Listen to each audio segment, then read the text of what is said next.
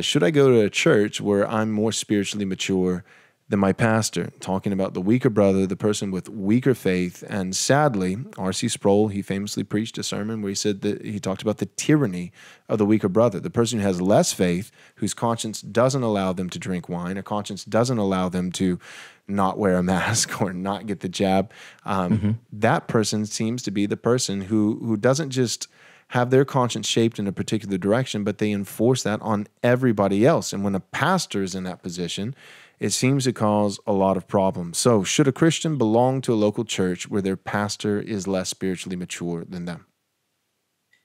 Yeah. So the way you've just described it, I would have to say no. The whole idea of the weaker brother, and the kind of, his theology, kind of binds them in ways that he shouldn't be bound, but, you accommodate him and stuff like that. Look, we're supposed to be following our pastors as they follow Christ, right? And if our pastor is following Christ in a way that's like, rule crazy in weird ways, like that doesn't make any sense. When I first heard your question, by the way, Joel, not to extend my answer too much, but no, it's good. I was thinking to myself, like, okay, well, what about like, older Christian who's not a pastor, and right. They've seen a lot. They've dealt with conflict a lot. They've seen a lot of people struggle against sin and stuff. And so maybe they're going to respond in a way that's more mature in the sense that they're going to be slower to anger, slower to speak than maybe their pastor. Mm-hmm. And in that way, I would say, yeah, that could potentially be something where maybe you're older and you're older in the faith. And so maybe you've fought your sin longer than your pastor has. And so, maybe you're better at it in certain ways than your pastor. In that way, I could see, okay, there's some flexibility there. But in the way you describe it, I would say absolutely not. Right. Yeah, no, you're right. Spiritual maturity is a broad category, and there's multiple different, markers that we could put underneath that, with the fruit of the Spirit and all those things. Yeah. But you're right. For the purpose of this episode, we're, for our listeners, I guess, to provide a little bit more clarity, we're talking about spiritual maturity as it pertains to the degree of a man's faith. Paul talks explicitly in Romans chapter 14 about the person who has weaker faith. He is the weaker brother. And, just to reference it once more, some of our listeners will probably be familiar with this sermon. If you're not, I highly recommend it. Go check it out. But it's called The Tyranny of the Weaker Brother by R.C. Sproul. The Tyranny of the Weaker Brother. The weaker brother is the one who has weaker faith. His conscience will not allow him to enjoy wine to the glory of God. It will not allow him to eat meat.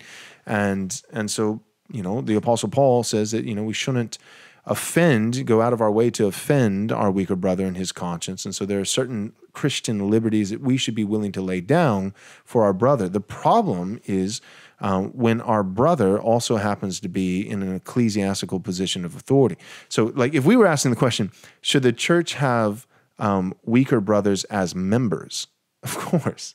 Of course. Yeah, and everybody, definitely. including the elders, especially the elders, should be willing to accommodate them to some degree, right? So, of course, the church should have those who are weaker brothers in the faith. But when they're pastors, so I'll get really, really clear here. What do you think, AD, about, have you ever heard of when a senior pastor at a church enforces a rule for the entire elder board that they cannot drink alcohol? Have you heard of that?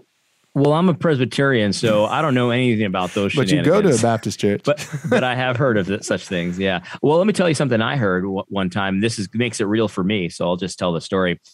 Someone I knew was accepting a position at a seminary, a Southern Baptist seminary, and he was told to scrub his social media of any cigars or any, mixed drinks he may have had on there and stuff like that. Right. Like that was something he had to do in order to take the job, essentially. Wow. He could do that stuff, but he couldn't put it on social media at all. Like that was a rule. And the problem with that, and I think I know you'll agree, the problem with that is, okay, give me a Bible verse. Give me Bible. Right. And like that's the problem is that it's tyranny. So one thing, that a helpful category I think is authority of command versus authority of counsel, right? So that you can counsel something without commanding it. But the moment that we step into the realm of commands, then the Bible gives us a very specific and limited jurisdiction as clergy, as pastors, Sure. and just as brothers and sisters in Christ, as Christians, right? Because even with like church discipline, Matthew 18, that's not just given to the officers of a church, elders and deacons, but every member of the church has an obligation that if their brother sins against them. So church discipline doesn't start actually with the session of elders. It actually starts often with the members of the church and arises to the session. And so everybody has some measure, even a member in a church who's not an officer, they're not a deacon or an elder, they have some measure of spiritual authority. The question is, where, do we overstep our jurisdiction? Are we overstepping the bounds? Are we commanding where we should counsel? Thanks for watching this video. I hope you enjoyed it. If you would consider supporting Right Response Ministries, we'd be incredibly grateful. You can do so by going to rightresponseministries.com/donate to give your gift of any amount. If you're not able to support us financially, that's okay. You can still support us in a great regard simply by subscribing to our YouTube channel, clicking the bell, and of course sharing our content with all your friends and family. We can't do this without you, your support, and your prayers. So thank you.